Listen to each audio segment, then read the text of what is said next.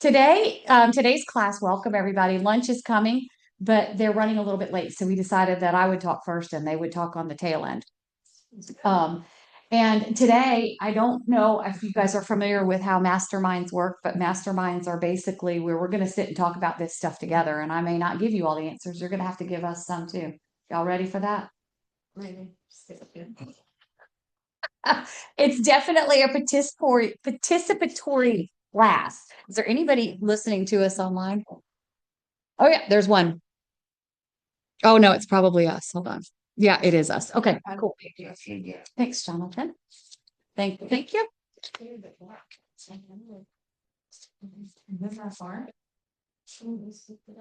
Lillington. Yeah, Lil, that's far. On the other side of the far side of Lily. Yeah, it's on.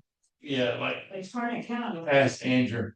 Yeah, it's a little more. That's how huge Fuquay is. You can drive for 45 minutes and you're still in Fuquay. Yeah, I used to live down in that area before they ever got a Walmart. That's like out Johnston County. Yeah, Johnston County is the biggest. It can be, like Benson's nowhere near, whatever the other part Yeah. is. Yeah, I went to see the Adams Homes. Oh, yeah. Yeah. Yeah, Kipling. I know. Nah. 20 minutes, 30. Oh, Yeah. Well, Yeah. we got 2 counties. I do like that. Yeah. That neighborhood? Kipling is in Harnett. Yeah. I've been down there for a while. Fuquay. Hey, y'all ready to talk about some buyers, getting them off the fence? We got side. That's all right. That's all right. All right, so I prepared a little opening and I'm just going to read it because it's easier and it's been a really busy week and I couldn't memorize it. So y'all stick with me. If you felt like buyers are slower, more hesitant, more cautious than ever, you're not imagining it. Does anybody feel that way? Yeah. Yeah. This isn't 2021 anymore. We may have some bidding wars. I don't know if you've seen some multiple offers, but there's not many and there's no frenzy and there's no like real buy it before somebody else does, right? Does anybody have any buyers that feel that way? That buy it before someone else does? The panic? No. No. Nobody's. It's not there. We're in a market where buyers believe that they have time, right? And when urgency disappears, fear gets louder. So it's a lack of confidence and it's not a lack of demand, it's a lack of confidence. And buyers aren't just asking, is this the right house, right? They have other questions. What are some of those other questions? What if rates drop? What if prices drop? Are you hearing that? What if crashes? What if the economy crashes? Here's a big one and it's wide open for lots of interpretation. What if I regret this? Okay. And when people are afraid of regret, they freeze. So today isn't about scripts to push people. It's about understanding the psychology behind hesitation and how we as professionals create clarity instead of pressure.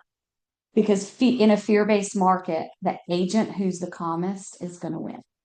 Now that's totally different from where we were a few years ago, is it not? Mm-hmm. The agent who was the fastest and the quickest on the draw and jumped the appointment the fastest, that's who won, right? Because they got their offer in first and they fought the hardest. We're not there anymore.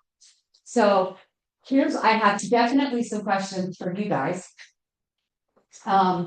Is it really about rates and prices or is it about something deeper? Something about a lot. Something about a lot deeper? Mm-hmm.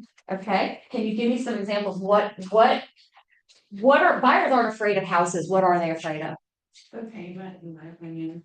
Okay. Right. I think they're quoting rates, but they're really afraid of is the payment and will they be able to keep it up? The interest rate. Okay. The interest rate, yeah, but like what if the Yeah. interest rate drops? Well, I don't know how many times I hear, I got 3% on my house and, so I'll never refinance or whatever, that type of deal. Or I don't need to move, because I got 3%. Even though they want to move, they don't want to move. Do you think that they ever will? Give me some reasons why somebody might change their mind. They're in a house right now. They have a 3% rate and they're not going anywhere because of that 3% rate. What are some reasons you can think of that might make them move? That make them move? That would make them get off that ledge. Probably just downsize. Downsizing, work, 3 other location. Have to move because they want to be closer to family. Yeah. So they're still going to move. Right? There's some of those reasons are out of their control. The need to downsize is probably in our control. Good morning. The need to downsize is probably in our control, but The need to upsize might be in our control, although it's really annoying if they're out of space, right? So that's a little higher of a motivator. But they're still gonna have to move if someone wants to move them for work. They're still gonna maybe have to move if they lose their job. So they are gonna have to move. So this is exactly what we're talking about, but you're sort of doing it on the listing side. But what we're talking about is the overall fear and how we get them past it, and that we're not in that market where we can just roll on about our day. We have to be psychologists again. And we have to figure out what their motivations are or aren't, so that we can get to the bottom of it, because now we're not just taking orders like we used to. And divorce too. Divorce is another one. Yeah. So they're afraid of the payment, they're afraid of rates. And what are they afraid of with rates? Let's be specific. The rate going down. Right, rates dropping. Okay. What else? What about pricing? Are they thinking anything about pricing? I don't want to buy now because the price might go down. What? Prices need to go down if the interest rates are gonna stay up. Well, that's the thing, Interesting. people are not really thinking. Yeah, that's what I understand, that if the interest rate goes down, the prices are going up. I Bingo. don't think. that Bingo. way. And we're gonna come back to something that is, well, I'll circle back to it later, sorry, I don't wanna get ahead of myself. All right, what are some other things? We talked about job instability, right? That could be a reason why people don't buy, right? I don't wanna buy, I think we're thinking buyers now, not sellers, I don't wanna buy. Because I might, what happens if I lose my job? Have you guys ever heard that? Oh, yeah. I had a client one time who said, they asked me to help them find him a rental, and I said, well, why don't you wanna buy? They were an older couple. Well, because he's been sick, and if he gets sick again, we might lose the house. And do you know what my answer was? Well, if he gets sick again, where are you gonna live? Yeah, In the Yeah. apartment. Well, how are you gonna live there if you're not paying the rent? if you can't pay the rent, you can't pay. So you're gonna have to pay to live somewhere, you might as well be paying yourself. You see what I did there? I educated them, and then instead of just taking that answer. Yeah. What about, are they still, so we talked about the rates dropping and prices maybe going down. Do people think they're overpaying? Yes. Okay.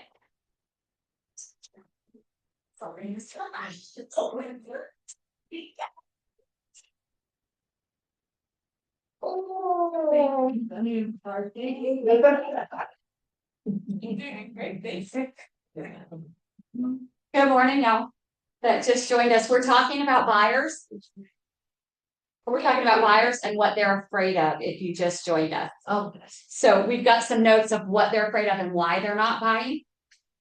Anybody else? In my opinion, sometimes I see they want something in the 300s. It's like the price, the fours or whatever, that scares them. Is it the payment that scares them or just that four? It's the fours. Scare, like first time home buyers for me, they get scared of the fours when they start going up in the fours or whatever, they get scared of that. Can they afford it? Yeah, So are you telling them that they can afford it? because I always tell them every $10,000 is only about $60 worth of monthly extra a month. Oh, I didn't know that. Great. And do you help them find where to make up that $60 a month? That's 100%. step two. What are some reasons? What are some ways they can save $60 a month? Coffee. Bingo. That's the first one I always go to. Coffee and eating out. If you eat out one time a month, do you eat out at least one time a month? Most people do, right? If you are with another person and you're going to go out to a restaurant, a full service restaurant, you can expect to pay for two people around $50, $60, right? For a nice meal. When was that? I wanna go to that. That's without alcohol, friends. Yeah. That's without alcohol. I was gonna say, that's probably that's just for getting water. That's just food. You throw a drink or two on there and you're doubling Now, that, are you yeah. talking about buyers that are buying another house, or are you talking about first time? I ask, they're not pulling the trigger. Well, like I got a guy, a friend of mine, that I talked to him, and I mean, he needs to downsize, but he's like, oh, I got 3% interest, and I got 8 years left to pay on my house. Okay, You know what I mean? so we'll come back to him. Can we come back to him? Yeah. Okay, cool. Right, let's move on to the next question. So these are some of the reasons that buyers aren't buying, that they're afraid of. What about the urgency thing? We were talking about urgency a minute ago. Is there urgency right now? No. Right. Why? Why is there not urgency? Because they have options. Right? Why do they have options? Because there's a lot of. It's a lot of inventory. We had an inventory problem during COVID, didn't we? demand was higher than supply. We don't have that anymore, correct? It's shifted, and which is exactly what we're talking about. So the way we have to deal with our clients has to shift as well, because they don't have that urgency. We're going straight back to urgency. When they don't have urgency, the fear sets in, and then we're the psychologists. So this is all coming together. They have inventory. Price reductions are constant. News headlines are screaming uncertainty. Would you guys go with that? Yeah, Yeah. government shutdown. That doesn't help. Buyers all believe that time is on their side. And like I just said, fear is going to thrive when urgency disappears. So what happened? What changed psychologically for buyers? In 2021, 20 to 22, before the market tanked, they had FOMO, right? Everybody was afraid of missing out. So that's what drove them back then, correct? What are some other things that drove them back there? Back then? The payment. The rate, the payment. Are we sure? Because that's not why buyers bought, is it? But it made it attractive. People that were stuck in the house realized that they didn't like where they lived. They had little spaces. That's why I think a lot of people came from, like me, the Northeast, to bigger lots. Yeah, get more bang. For their buck. Because if I'm gonna have to stay in the house all the time, stuck during COVID, I need to like the house. Right. Everyone was running to Lowe's to invest in their house, you know. Yeah. And so again, it was sort of back to that fear of missing out. Like I want this space to be the best it can because I can't go get another space, right? So now, do we have more inventory? Yep. Our home sitting. Yes. Yep. How many listing agents are in the room? Somebody with a listing. Are they sitting longer than you expected? Yeah. And are sellers negotiating more than they did a few years ago? Yes. They don't have a choice. I had one recently come to me and say, I will not take 1 penny less than X for my house. Do you think that's where we landed? No. But I heard that and I said in my own brain, I didn't say it to them. I said, I bet you're wrong. I bet when I bring you that buyer and that number is less and you need to sell this house, I bet you're going to do it. So I rolled on. But again, it's psychology. Do buyers think they have control? Yeah. Do they? And somewhat in control over what, like the price or what? All of it, the whole transaction, the whole part of it. The Wow. buyer has does the buyer feel right now like they can take their time? Yes. They can make whatever decision they want to. Yes. You're gonna wait for them. Yeah. You're gonna schlep them around to all 400 houses they want to see in one weekend. I'm gonna ask for everything there. No. They're gonna ask for the world. And are they gonna get it? No. Sometimes. Is it normal though, for those who've been around for a minute, are there any in the room? There's me. Okay, awesome, thank you. Is this normal? For Which- I mean, this is normal. What has happened the years before this is not normal. Yeah, true. Right. So if you're newer, you don't realize that this is a normal, what we would call a normal market. So we shifted from panic buying to what I want to call analysis paralysis. When buyers have options, they start trying to make perfect decision, right? Yeah. And perfection kills momentum. So we have to convince them that their perfect house isn't out there. Correct? How do we do that? Show them what is out there. Show them what? What is out there? Show them what is out there. What are so hold on just 1 second. I want to identify what some of the fears are. What are the red flags that it's fear, not logic, that's taken over your clients? What are some of the hearing? Price. Right, who's that? Hi, Erin. Okay, Oh, sorry. I'm talking to myself. I didn't realize you could hear me. sorry. Welcome to the party. No, what I'm asking for are like, what are some of the red flags that your buyer is afraid and they're not being logical? What are some of the things you're hearing? Show them what they want and they're still unready to move forward and pull the trigger. Like this checks all of your boxes. What's happening here? Multiple showings, you're showing them a lot, you're showing them the right thing and they're not making an offer. Happening a lot. Is anybody else experiencing that? Yeah. Caitlin's had one and I was hoping she could be here today, but she's instead running around trying to get notary signatures on a road maintenance agreement so she can close tomorrow. Gave her a free pass. But she had a buyer who, these people, the woman thinks that she cannot live in an existing home because no matter what, it's going to be too dirty for her.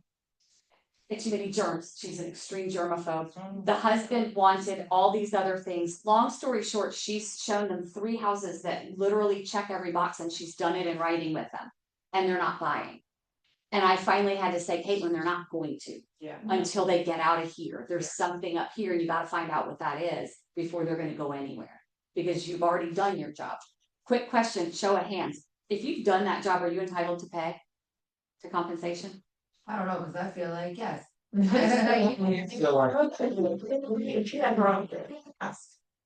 Yes, sir, yes. Put on retainer.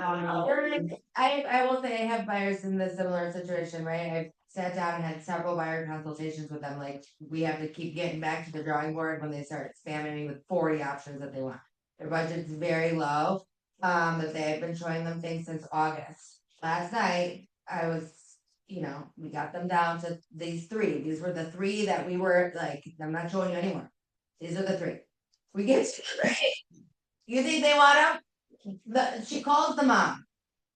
And I realized in that moment, that's the problem, the mom. The mom, I heard her, she's like, oh, there's more homes coming on every day, just keep looking. Yeah. And then I was like, oh, So no, that's very poignant. And this is exactly what we're talking about. You solve the problem.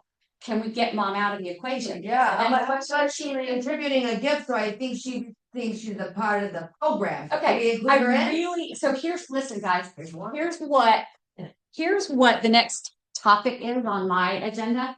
And I'm so excited to just talk about this and unpack it with you, because we're going to solve it together. Are we sometimes contributing to that fear? 100%. And therefore, can we take it back? Can we take control back? Because what you did is you said there's a problem here. I got to figure out, you've identified the problem, and now you can figure out how to fix that problem. Right. Again, psychology. We are not order takers. We have to get into their heads. If you've been around it all this year, I'm way anti the mobile devices and the technology, because we've stopped talking to each other, right? That's why we don't know these fears, because we're not asking the questions. We're not getting down and dirty to figure out what's wrong to try to solve it. Fair? Okay. Now we still need the technology. I'm not throwing it out the window because I need it, but I'm going to use it for things that benefit. So why don't we say, take Chat GPT or whoever you use? I have a client who is their mom is heavily involved, and the mom is making all the decisions. What are some tools I can use to try to get through to her? I bet you'll come up with some really good answers. Okay. And I did a whole other class I'm going to do is how to use AI to help us instead of drag us down and give us more work, let it make less. But so we've got these clients who are we contributing to the fear? How are some ways that we're contributing to the fear that you think? I've heard a couple of you say them as I'm standing here, but I want you to come up with it. What are some ways that you might be contributing to the fear? We over-explain sometimes things that they start to like think and doubt everything, in my opinion. I actually come on in. That's a great. You can come all the way in if you want, Pumpkin. We're just having a feel mastermind. So we're confusing them. We're giving them too much data without context, maybe. Yeah. Because we can throw numbers at them all day long, but if we're not explaining those numbers, it doesn't mean anything. We have to slow down, take a step back, and explain those numbers, right? What are some other ways? That's a really good one. Or sometimes we're not explaining things, so they have all these questions that they don't even know what to ask. Okay. Because So I had one yesterday. She wouldn't pay the deposit. We're trying to go under contract on the new construction, so she wouldn't pay the deposit. And I know she's been trying to buy a house for literally 2 years. So I called her, I said, what's going on? Are you okay? And she goes, I'm just scared. I said, that means you have questions. I thought I did my job by explaining. So tell me what you've got. Question. What if I lose my job? What if those questions? I said, what if you lose your job in the apartment that you think they're gonna let you stay? I said, you may have longer time to stay in the house than in the apartment. True. Or if you could rent it, right? Like how much potentially, because I did have a buyer at one time who had that same fear at the end. He was like, what if I lose my job? And I was like, I said, do you want to keep renting? Is that what you want? Because you've got 3 kids. Is that your goal? And she said, no. I said, is that even an option? She said, it's not. I said, okay. So are you comfortable with the payment? And she said, what's the price? I said, are you comfortable with the monthly payment? Can you pay the monthly payment? And she said, yes. I said, that's it. If you're comfortable with that, who cares what the price is? Yeah, I said, you're getting a 3.99% rate. yeah, You're not gonna get that anywhere else. yeah, How much are you paying in rent? yeah. $23.50. I said, this house Wow. is $26.50. Put $300 investment in yourself. That's all you're doing. Did she buy it? She put the deposit on right after we hung up. Yeah. Oh, yeah. You validated the feeling. Yeah. And I also a single mom. I said, do you think when I bought my first house, I was terrified. Oh, okay, great. $1,000. That's number two. Yeah. That's number two. You like. That's number two, relatable. Yeah. You have to get to these people. You Yeah. have to get face to face, Yeah. find out what's in common. It doesn't mean coming out this way. It means coming in this way and then identifying something. Somebody talk to me. Let's see. I don't know you very well. Tell me your name again. Joanna, I'm Tracey. It's so nice to meet you. Where are you from? North Carolina, around here. You've lived here all your life. What did you do before real estate? What did I do for real estate? Kept kids alive. You were, oh my gosh, that is the hardest, It most is. thankless job in the It world. is. I cannot disagree with you. I have two friends with young children, two couples with young children, and the husband of one of them stayed home with 4 kids recently because he travels for a living, so he went home and he said, go have fun with your mom and your friends. I'm gonna get the kids. She came back 4 hours later and he said, I never ever want your job ever. Right? So I feel you and welcome. This is not gonna be as hard as what you did. No, It's gonna probably be not. really hard. Yeah. Okay, do you guys see what I did? Yep. I don't even have kids, but I just related to her. And this is exactly what I'm talking about. And we have to slow down to do that. And what we had in COVID that we don't have the luxury of now is they send us a list of houses and we march them through and they pick one and we write the offer. They're not doing it. So they have to wait. We have to find out what the problem is. The second thing we have to do is get them to trust us, right? Yeah. Right? How are we gonna do that? By what? Build a relationship. Relationship and relating. Yes, you guys are the best ever. Right, so when we're relatable, then we get their trust. We had an example this morning earlier I heard of, we go to talking about trust and faith.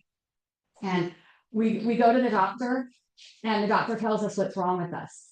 And then he prescribes us a prescription, right? And we go to the pharmacy. The prescription is filled by someone we've never met. They give it to us and we follow this prescription label and we take it according to the label description, knowing nothing about the medicine or our situation, whatever. It's our trust and our faith.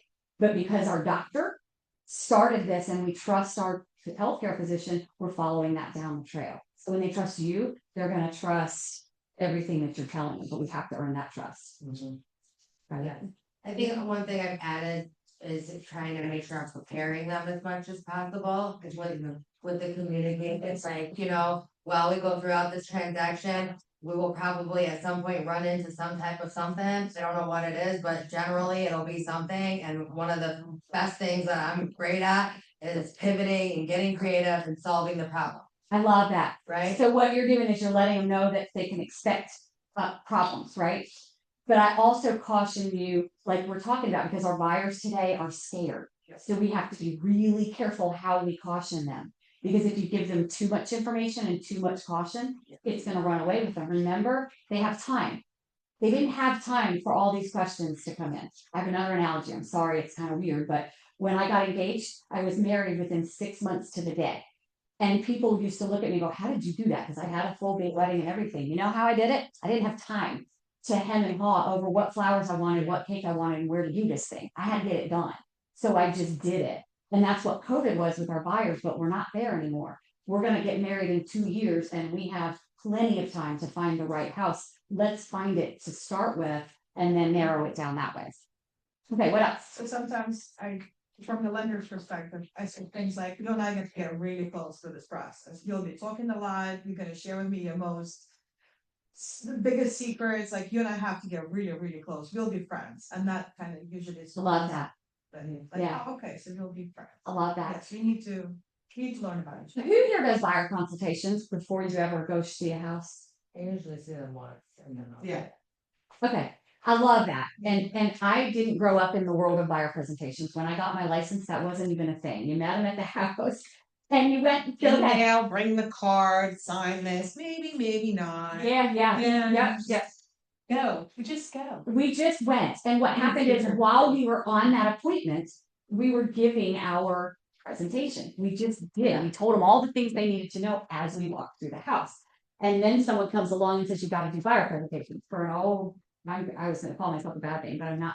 For an older person like me, that isn't exciting. So, because I feel like I've been doing it my way all along, but now I'm seeing the evil ways. And in this market, I fully believe you have to do a buyer presentation. Meet them somewhere, meet them for coffee, meet them for a donut, meet them for whatever you want to meet them here in the office, your office, wherever, and have the conversations first, because you're building the trust before you ever set in the door. And it's a little easier to do now because of our buyer agency, the way it's working. I feel like we all have to prove ourselves a little bit more than we used to. So that's your automatic in. We need to meet because I need to explain to you how things work in the real estate world today. Okay. What are some other, I want to know more about what we can stop saying right now to stop putting fear into our buyers. Let's talk about that for a second, because there are things that we do that we might not realize. One of them might be over talking, right? That we give them so much information and so much. For example, I'm walking through a house and my goal when I'm showing a house is I'm going to point out the things that when they call me in 5 years and tell me they want to sell it, these are the things you might receive in feedback. I do that for all of my clients because I don't want them, and this is exactly how I say it. When you call me in 5 years and we're trying to sell your house and everyone's complaining about the slope driveway, I want to have told you about that beforehand. So that's what I'm telling you. If you love it, slope driveway doesn't bother you, let's buy it. It's great. I love the house. Just know when we go to sell it, it's still going to sell, but it might take a little bit longer because that's a special buyer that doesn't mind that hill. You see what I did there? It was kind, gentle, it was informative, but it wasn't scary. I was just gonna say, when you ask the question, just ask the question and wait for an answer. Don't talk, don't keep talking. Yes, because they definitely will tell you just about everything you want to hear. And you may have to keep asking probing questions because you don't always have talkers. So if they're not giving you the answers, ask more questions. Right? Okay. We talked about over talking market statistics. What about price drops? Are we shooting ourselves in the foot when we talk about price drops to our buyers? Remember, we're talking to buyers. Sellers, we've got to talk about price drops. Buyers, we shouldn't be, should we? No, What happens if we start talking to them about price drops? they expect it a lot. They expect what? They expect to get a lower price, because you give them, say, 300, they wanna go 280. And they may not sell it, right? We never know. I'm happy to try for you, but we're planting that seed in their head that sellers are negotiating. And I'm not saying that you shouldn't negotiate for your buyers because that's our fiduciary duty, right? We absolutely should negotiate for buyers. But we do that because we know how to do it. They think they know how to do it because they all watch HGTV. So they don't understand our markets and what we're going to see here. So what about things like, how can this be a deficit to us? Because we all say it, myself included. The market's just weird right now. Can you see how that could be uncomfortable for a buyer that's nervous already? Weird how. Yeah, like what? And then they're left out there, weird how. Well, okay, that's right. It's weird. Like some houses sell right away with multiple offers, and some houses that are perfectly great sit for 6 months and there's no logic. And some houses get way over asking prices and some are getting way below, but they really are great houses. There's no rhyme or reason. Does that make you want to go out and buy a house? No. Yeah, and I've done it. You have to be really cautious and think constantly about what they're going to hear, because it doesn't matter what we say. We have to be thinking about what they're going to hear and what they're going to do with the information. Do you guys ever see or hear brokers talking about a transaction sort of like they're a stockbroker? Like this is just all about the bottom dollar? Guys ever hear that? Is that fun? No, because you're a number to that person, right? We don't do that kind of thing to our people in this office. Okay, I had a thought and it completely escaped me, so we're just going to move on to the next topic, unless anybody has anything they want to add or questions to ask. Yes, I've done it before where I give my opinion of the house and they might like it, and then I just like, shit, I guess I don't want. talk them out of it, even though it would have worked for them. So great question. So here's the thing. I I never don't do say that a anymore. thing. I never ever comment on the house until they're commenting first. Yeah. And if they're liking it, I'm gonna point out all the things that there are to love about it. If they're not liking it, I'm just gonna kind of roll on. I'm not even gonna talk to them about the negative stuff because they already don't like it. But if they love it, and I've noticed these two things, the sloped driveway and the small primary bedroom, I'm gonna say, you know what? I agree with you. This house is your 10. It's perfect. It marks all the boxes. I just have to tell you, when we go to sell it, you might get these complaints about a sloped driveway and a blah, blah, blah. But honestly, if you like it, I love it, and I think we should buy it. See, I did everything. Did I do my job? Yeah. But I didn't do it fearfully. Okay. Does waiting ever make sense? Should everyone buy right now? Should everyone buy this one? No. Good, that's all the answer I wanted. It's part of my outline, but I don't want to go there, but there are times when it's not right for somebody to buy. And I think when we fail to recognize that they're a human with a very big decision, rather than, we treat them like a number and this is our pocket, then we can get ourselves in trouble. One more thing to add about, how we might be hurting our situation. When you haven't had closing in a while, is it stressful? Who here needs to make money? Like, they're not here for funsies. This is their livelihood. Awesome. Cool. All of us. That's why we're sitting in a room trying to learn something, right? So we all need to make money. And if we're not making it, what happens to us? Get pissed off. Stressed. Yeah. We are not ourselves.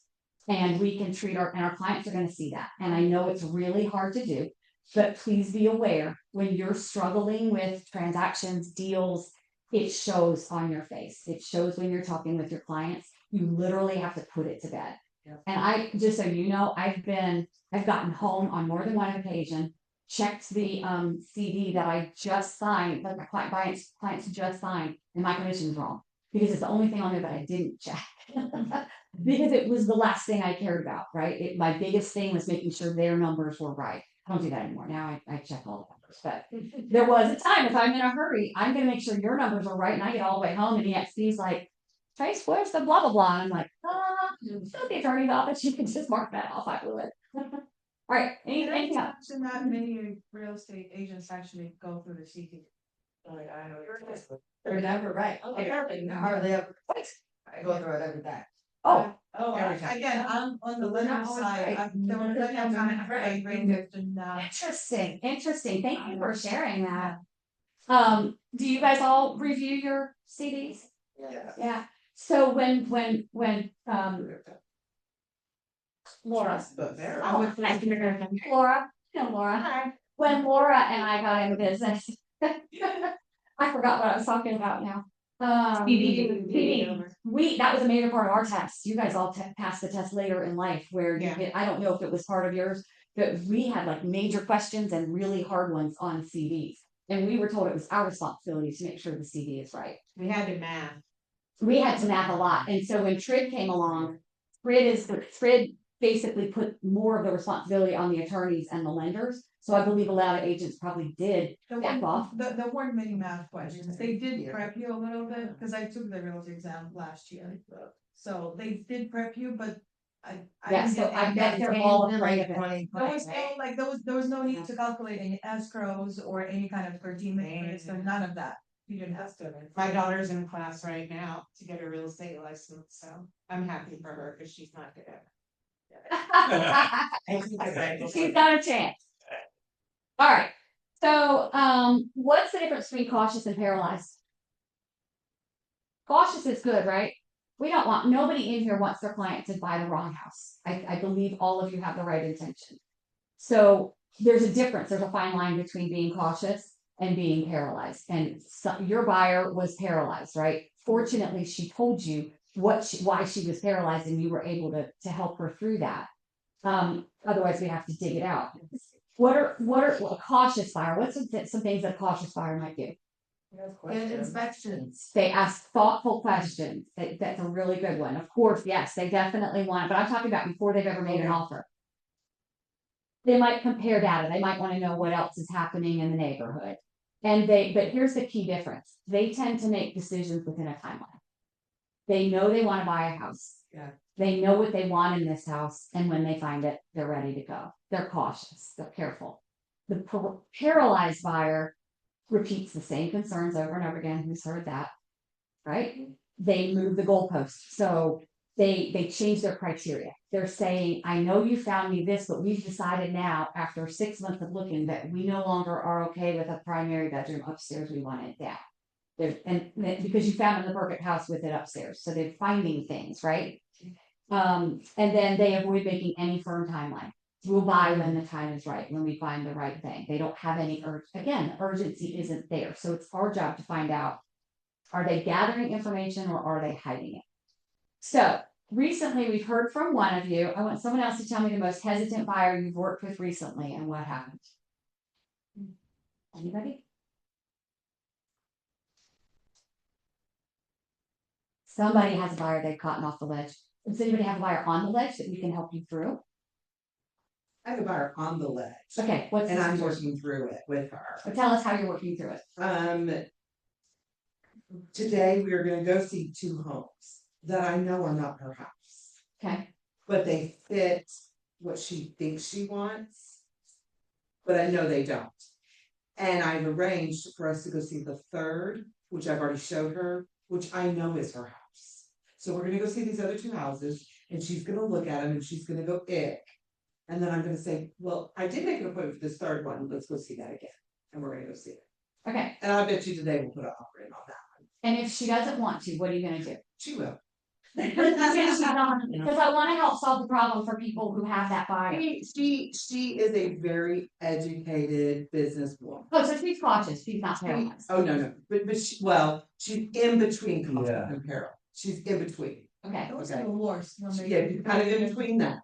She's a little, so I've got to be very careful that she doesn't get too paralyzed. So she's right in between those 2. Do we know what the concerns are? Champagne tastes none of your budget. She wants something at $450, but I found it for her at $500. She could afford $500, but she wants to stay at $450. Ah, there's the kicker. So what we've done is I've insisted she talk, because see, when she got pre-qualified was back in October. Interest rates have gone down. So I've required, so she has talked to her lender. So she knows now what that looks like, that payment. Great. So that's why I know that 475 house is her house. Great. Because at 450 in October was one payment. And at that payment, she could probably get 460, 475. Right. So yeah, so that's where we're at. So today, and I'm really happy that she wants to go, because she had quit for a few months. And I let her, I let her breathe a little bit. But I'm glad that she wants to go see these houses. Yeah. And then I had another client, so Jonathan's like, no, I ain't helping her, you are. So he's helping somebody else today, but yeah, so she needs me, she's a single mom, she needs me, she knows I was a single mom. 'Cause we Well, always have- I feel like she lets her son a little bit, a dictate, little bit. I'm like, dude, you're 15 years old. Be happy you got a bedroom. But I think I have under control, I think I've got him handled, it's hard. Thanks. It's really hard. Do you guys have the confidence to take control of your clients? Does anybody not feel comfortable with that? Because it's something that I see a lot. There are where- some clients where Mhm. you need to let them think they're in control. And she's one of them. Yes. Where, I've made the appointment of which house we're going to when. I kind of strategically have placed certain things, but she thinks she's in control. Because she's gone through a nasty divorce, she's been a principal, she works for the schools, I mean, she's had to be. She needs to be in 5 control years to be ago, comfortable. me from it, Jonathan. Yeah. So I know that, so she feels like she has to be in control, and I'm letting her feel that way, but behind the scenes, I'm in control, but Okay. you gotta find that fine line though, right? It is a really fine line. You That's gotta why. know them before you can decide that. That's why I was asking the question is, yeah, because, but we have to, because it's so hard, and they rely on our expertise and our information, and they need us to keep them calm. It's what we're supposed to Yeah. do. And I think that's what I was trying to say with this whole class is when we get worked up, we get stressed, we say prices are too high, rates are too high. They're gonna see that in us, and we have to be the calm. That's really what I want to close with actually, is just understand that we are the calm. You guys know we're all professionals, even if you started last week, you know more than most of your clients, you really do. And you know what is good for them and what is not good for them. And our job is to educate them. And I think if we take a step back and make sure that we're being very deliberately educating and physically explaining what we mean and what we're talking about and why. You've got to say the whys. You can buy this house for $450 and not love it, or for only $60 more a month, you can have the perfect house for $475. And the reason why you want to do this is because you're going to be here for 5 years, 10 years. It may not be like exactly where you want to be right now, but think of what you can do to this in 5 years when you owned it for 5 years. And you didn't have to talk, you have to listen to find out how to talk to them. Yep. Right? Anybody have anything to add to that? I was one more thing. I use words too, like I would recommend or I advise, so they realize like this is your transaction, but as a professional, I'm advising you that this is your options. You of course are empowered to do whatever you like, but strategically, this is what makes the most sense, right? So that it's like we're giving them because they tend to understand that more of. We're not telling you what to do, but as you've hired me to be the professional to advise you on what's gonna be best for you in this scenario. Yeah, and my job is to give you the information and your Right. job is to make the Sure. decision, and I'm here to help you with all. Keep in mind, like I had to tell one of my agents this morning, I know you're upset with this situation, but how do your clients feel? It's not about Good you, one. it's not about you, it's about how your clients feel. So that's why we wait and let them tell us if they like the house or not before we tell them. Yeah. We wait for those things. And I'm like, well, what will your client be happy with? They need to know, what will they be happy with? So we always have to make sure it's them and go to the clients where they're at. Because if they're one to just buy anything, then we need to go to that. If they're one like my lady, you need to meet them where they're at.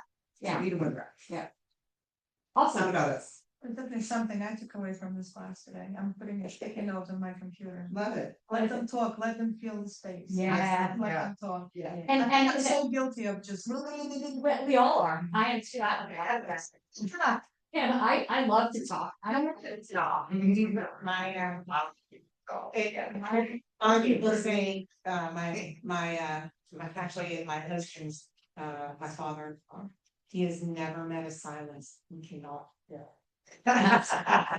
All the time, and you're like. Right. So don't have to, just let us, yeah, right? So we'll close with be the calmest voice in the room.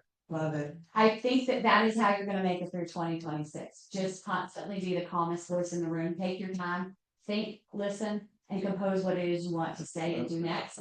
And I think that you'll get some good success. So before we head out, lunch is a little bit late, but it's here. I just need like 5 minutes. We're happy to have you. Oh, yeah. Lunch, yes, real fast. We have 2 opportunities in March for CE here, right here in this room. Live instruction. It's going to be one of them from a home inspector, master CEO and senior inspector, master commercial inspector. So that is one of them. If inspections give you 3 that one is March 13th from 12 to 4.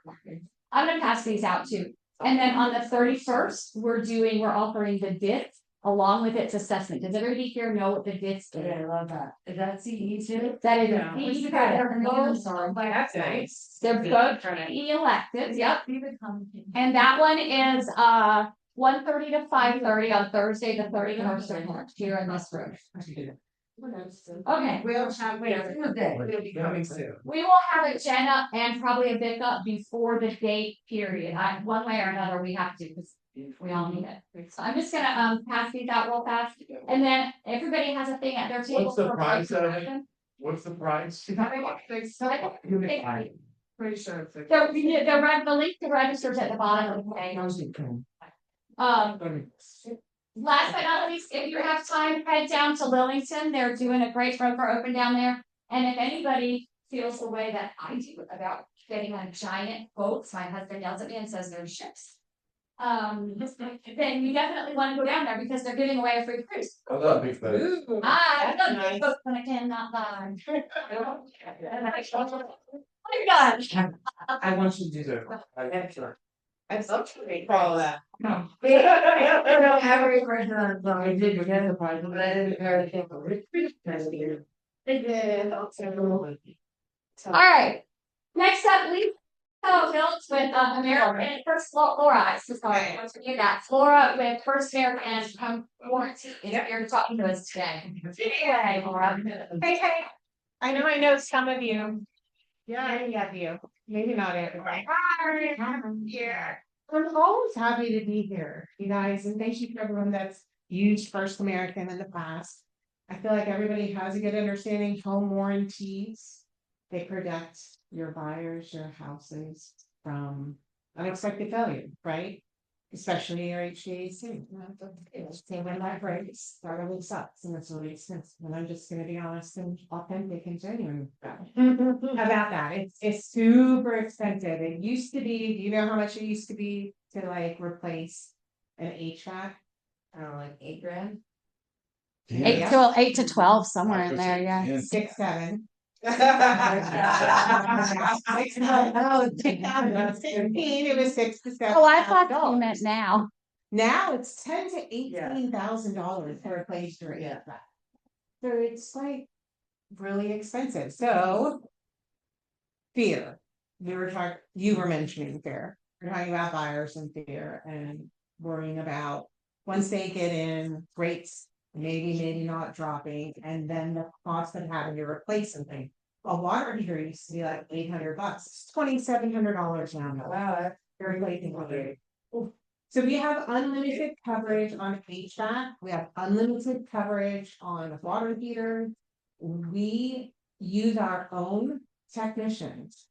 And because of that, we have contracted rates. They are much lower than if you get your own technician. Your own technician, you are paying retail price. So that's some differences about First American. We also don't charge for refrigerant. But what I really want, if you guys have any questions before I like go into a couple things, love that there's a lender here. No? Well, I'm here. Here if you do. My contact information is on the front of the brochure. But I wanted to talk about the NC housing program. Anybody work with any buyers that are, I think somebody's phone is ringing. Oh, sorry. It's potential spam.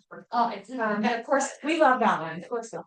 Yeah, and anybody working with people that over, financing their NC housing program. So there's a lot of money on the table, oftentimes with NC housing program. And you don't want to walk away from money on the table, right? You want your buyers to spend as much as they possibly can. That is an opportunity for a home warranty. Okay, does that make sense? Yes. Like, I work with a lot of lenders. This is coming up a lot right now because a lot of things are changing, like on the 28th or something with that program. I don't know if it's more money specifically or. It's just the limits, the caps, how we're working. Are It's they? not just the NC housing programs, any other concession situation, there's very often limited to how much you can put. It's based on loan type, I believe, usually. Yes, it can be between 3 to 9%, but depending on there are situations where you have percent and home warranty is a great opportunity to. Because that wouldn't count, right? Would that count? Would a home warranty count in their closing costs 3%? Well, the seller's paying. Yeah, I don't think it would. That's what I'm saying. I wouldn't think it would. Contract is this, right, the warranties. But a listing agent could say, well, that's considered a closing cost and not want to pay it extra. But if they're willing to, you guys wouldn't count it as part of closing costs in that 3%, right? Correct. That's what I was looking for. Thank you. That's a good idea. It's a real good idea. So, when your lender, and it's usually gonna be a couple days before closing, hey, there's money left. My phone number is right there. Text me. I saw it today. I can get that Yes, invoice to you in an hour my typically. card of hers. But same day, it'll go to the attorney, it'll go to the lender, and then your client is going to thank you for that. They are going to, if something breaks, as things often do when you move in, who do they call? Me, and it's so awful, so I will get started doing the warranty thing too. Yeah, they call you and they're like, this broke, and Yeah, I hope you did a home inspection, and can I use my homeowner's insurance? Can I call for that? And so none of those answers are, But none of that is the solution. The home warranty is the solution to things like plumbing, electrical appliances, garbage disposal, you know, your garage door opener, especially your HVAC. Now's the time of year. You want to say? Oh. If I could just brag on Laura, she's super responsive. I've reached out to her and needed stuff and she'll have it that day or the very next morning. So if you Despite that I was late today. That means you're busy. And she was like, I'm gonna be here at this time, so you're gonna hear back. And communication and be able to have your questions answered is so big. Yeah. Cause if you have people with questions and paralyzing fears, like you need the information to overcome that. So the Yeah. fact that you'll answer the phone and get back quickly is super helpful. Thank you. Good question. And I do, and if your clients, like, if they have questions, I will talk with them, because you may not have all the answers, right? You don't want to give them the wrong answers because you're the advisor. I want to give them the right answers. You want them to thank you for what you're giving them, the partners that you work with. I was just gonna add, because there are a lot of newer agents in the room, and during COVID, we never did home warranties, right? We didn't need them, you couldn't even ask for a thing. So they sort of fell off the map. And prior to COVID, I was a humongous proponent of a home warranty. So I just wanted to give you the reasons why. And the biggest thing that I see is, especially with first time home buyers, they are giving everything they have to buy this house. And you as an advisor should recognize that if their water heater or their dishwasher or something goes out next week, they're gonna have zero funds to handle that.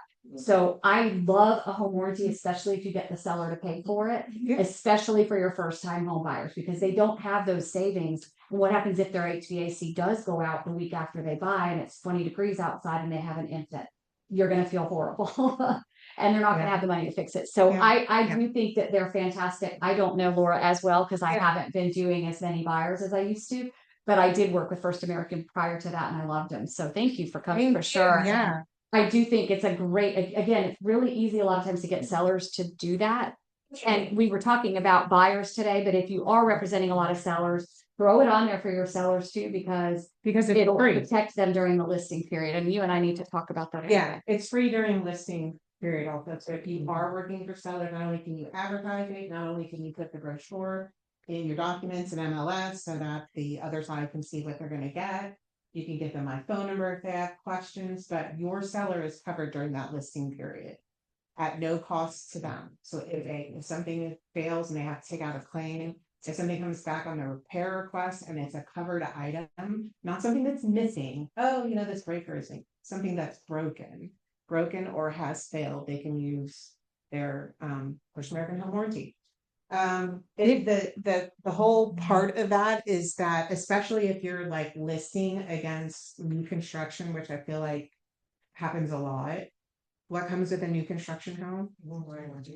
What comes with a resale home? Now with First American warranty. So you're like, you want to be on the same, you want to be competitive. So these are just some things, some ideas. I'm happy to meet with anyone, talk on the phone about specifics and how I can partner with you and make things more successful. Do you? I did, but I think, I was gonna say dishwashers are famous in a vacant home. The seals wear out, period, if they're not used, or if your client didn't use the dishwasher. So look for things like that. When you're representing a buyer, look for age of components. If you see a bunch of older looking components, definitely want to throw in a warranty. If you are listing for sellers and it's vacant, I would do a warranty, because I've replaced a lot of dishwashers through warranty during the listing period from home inspections or otherwise. So Yeah. What she said. yeah. Chick-fil-A, I think, right? Yeah. Chick-fil-A. You know, I don't know where you should,